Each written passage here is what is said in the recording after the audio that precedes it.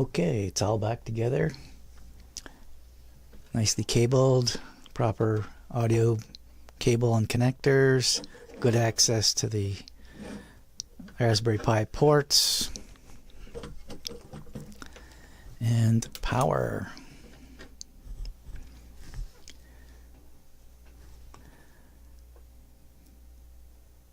So I'm going to have to turn the Google Assistant into an icon, so I don't need the keyboard and the mouse. I can just use the touch screen. But for now, we start it with the keyboard. Certificate verify failed. Wow. Not cool. And it worked the second time, or the third time. That's pretty interesting. Okay, Google. What's the weather like? Currently in Ottawa, it's 30 with snow showers. Tonight, it's predicted to be 33 with snow. Okay, Google. What's a recipe for brownies? Okay, I've got a recipe called fudge brownies from King Arthur flour. Does that sound good? Okay, Google. Yes. Great, let's get started. Before we start, preheat the oven to 350 degrees Fahrenheit. Let me know when you're done. Okay, Google. Next step. Would you like to prepare the ingredients or skip to the instructions? Okay, Google. Prepare the ingredients. There are 10 ingredients. I'll read them one by one. Let me know when you're ready for the next ingredient. The first ingredient is 4 large eggs. Okay, Google. Next ingredient. The second ingredient is 1 1/4 cups double Dutch dark cocoa or Dutch processed cocoa. Okay, Google. Next ingredient. 1 teaspoon salt.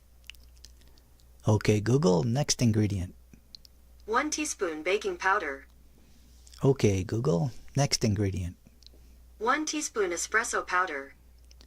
Okay, Google. Next ingredient.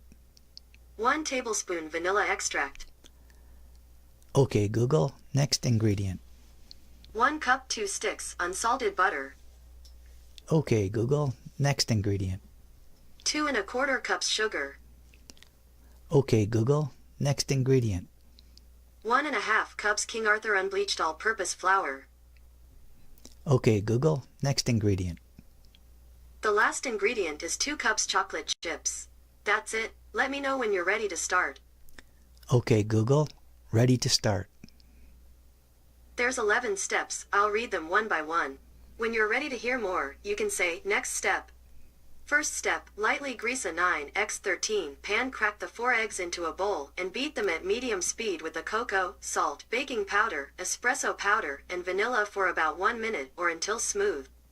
You can do this while you're melting your butter. Next step. Okay, Google. Next step. Second step, in a medium-sized microwave-safe bowl or in a saucepan set over low heat, melt the butter, then add the sugar and stir to combine. Okay, Google. Next step. Or simply combine the butter and sugar and heat, stirring, until the butter is melted. Okay, Google. Next step. Continue to heat or microwave briefly, just until the mixture is hot, about 110 degrees Fahrenheit to 120 degrees Fahrenheit, but not bubbling. It'll become shiny looking as you stir it. Okay, Google. Next step. Heating the mixture to this point will dissolve more of the sugar, which will help produce a shiny top crust on your brownies. Okay, Google. Next step. Add the hot butter, sugar mixture to the egg cocoa mixture, stirring until smooth. Okay, Google. Next step. Add the flour and chips, stirring until smooth. Okay, Google. Next step. Again, adding the chips helps produce a shiny top crust. Okay, Google. Next step. Spoon the batter into a lightly greased 9x13 pan. Okay, Google. Next step.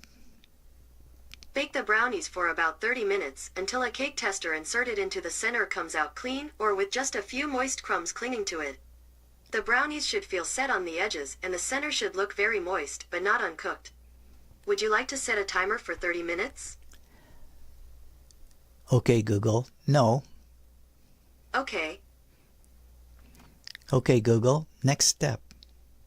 Remove them from the oven and cool on a rack before cutting and serving. This was the last step. Enjoy. Okay, Google. That sounds delicious. Sounds good to me.